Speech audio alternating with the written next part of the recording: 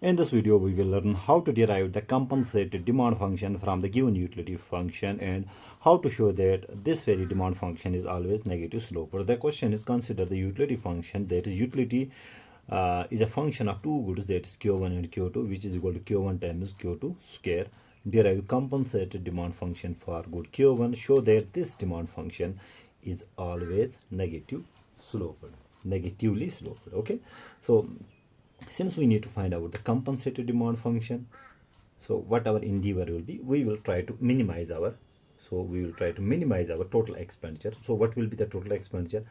That will be price of good 1 times quantity of good 1 plus price of good 2 times quantity of good 2. So our endeavor will be to minimize the total expenditure, okay, subject to the utility that is given us is Q1 times Q2 square is equal to, let us suppose we have a constant utility of U bar. Okay, so our endeavor is here, with the given level of utility we want to minimize our expenditure. And how do we show it on graph? Let us try to draw a simple graph here. So let us suppose we have good Q1 on the horizontal axis, good Q2 on the horizontal axis. Now in this case, what we are being given? We are being given a fixed utility level, that is we are being given the ISO count here. So let us be specific with the colors. Now look at, so with the given indifference curve, okay, so with the given indifference curve where we want to reach a particular level of utility, which is U bar, to get this U bar level of utility, our endeavor is to minimize our expenditure. So let us suppose this is our one ISO cost line, this is another ISO cost line, and let us suppose this is our another ISO cost line. Now what happens here? We want to minimize our expenditure such that we get a constant level of utility, a fixed level of utility. So where will we find our the optimal consumption bundle? That will lie at a point where our budget line or ISO cost line, rather budget line, is tangent to the indifference curve. So this cannot be our budget line, because cost is more comparatively to the below budget line. So our optimal budget line will be at a point where it is tangent to the given fixed level of indifference curve, rather with the given fixed level of utility of U bar. So at this point where the budget line and indifference curve are tangent, that will give us the optimal bundle. So with the given utility level, our endeavor is to get this kind of utility with minimum cost or with minimum expenditure. So this is our function. So it will occur at a point where the budget line and indifference curve are tangent. So what happens at that very point? We know that at that very point our marginal rate of substitution between good 1 and 2, that is Q1 and Q2, it should be equal to the ratio of the prices P1 upon P2. Now MRS, as we know, it is the ratio of the marginal utility of good 1 upon marginal utility of good 2. It should be equal to P1 upon P2. MU1, we know it is the change in the total utility due to the change in the consumption of good 1. Likewise, marginal utility of good 2 is the change in the total utility due to the change in the consumption of good 2. That is to say, this is the partial derivative of utility function with respect to good 1, which is MU1. Likewise, MU2 is the partial derivative of utility function with respect to good 2, and it should be equal to the ratio of the prices, which denotes the slope of the budget line. Okay. Now this thing MRS, it is simply the slope of the indifference curve, and this P1 upon P2 is the slope of the budget line. Having said that, and let's find out the derivative here. Du upon dq1 means the derivative of the utility function with respect to good 1. So derivative of good 1 is, derivative of q1 is 1, so we are left with q2 square. Q2 square divided by, with respect to q2, so we get q1, and derivative of q2 square will be 2q2 by power function rule. Okay, here 1q2 gets cancelled, or let's write it let's equate it with the slope of the budget line. So here Q2 gets cancelled. We are left with Q2 divided by twice Q1 should be equal to P1 upon P2. Okay. Now we can write Q2 will be equal to P1 upon P2 times twice Q1. Okay. Now we plug this value of Q2 into the utility constraint. So Q2, we have here Q1, so Q1 times Q2 is P1 upon P2 times twice Q1, and here it is squared. It should be equal to the constant level of utility. Now let's rewrite it. So let's take this.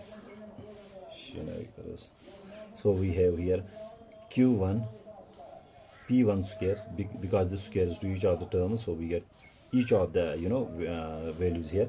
So we have P2 square, 2 2s are 4, Q1 square should be equal to U.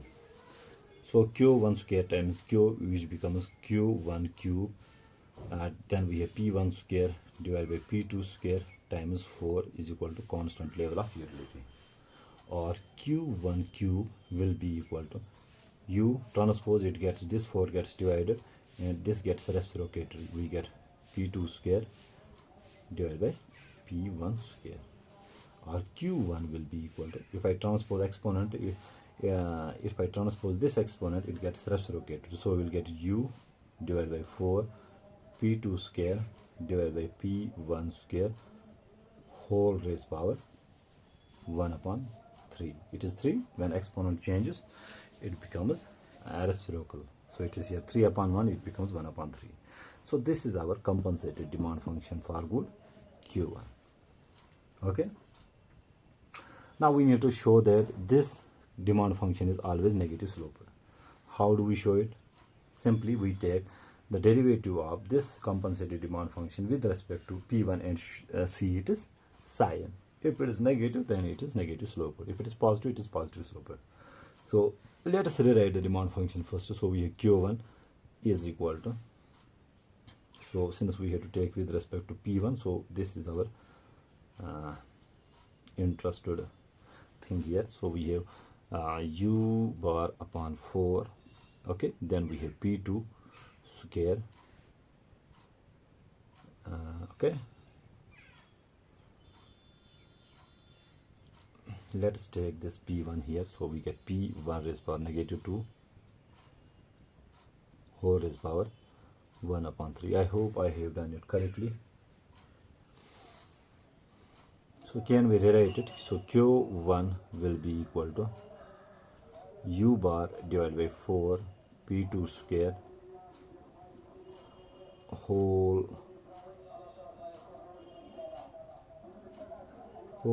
raised power 1 upon 3. Now what is P1? Let's take it outside. So we have P1 negative raised power negative 2 whole raised power 1 upon 3. Or we can Q1 will be U bar divided by 4 P2 square whole raised power 1 upon 3, and this can be written as P1 raised power negative 2 upon 3.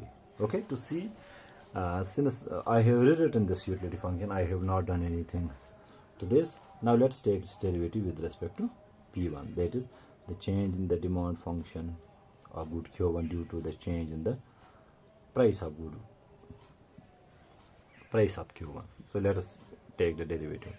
Since we are interested in this, the using power function rule, since P1 is only here, the exponent becomes coefficient. So let's rewrite it here. So we get negative 2 upon 3. And this will remain same, that is U bar divided by 4 times P2 square whole raised power 1 upon 3. So here we have P1. So exponent sign is exponent is subtracted by 1 by power function rule. So we get negative 2 negative 3, which is negative 5 upon 3. Okay. Now here we know that U, that is the given level of utility, it will be positive. Okay. P1 is positive, price will be always positive, P2 will be also positive. Okay. in this equation, since u is positive, p1 is positive, p2 is positive, that means the change in the q1 due to the change in the p1, it will be less than 0, because we get it here negative.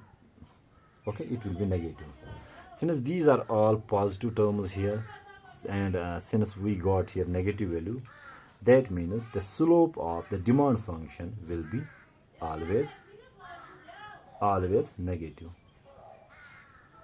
for compensated demand function. I hope I make myself clear in this video and you find out this video helpful. Please share with your friends. That is the only motivation for me to make more useful stuff for you people. I take your questions and solve them free. I don't charge any penny, but your positive support helps me to make more videos for you. Okay, so this question was also asked by a brother and I feel obliged to solve for him.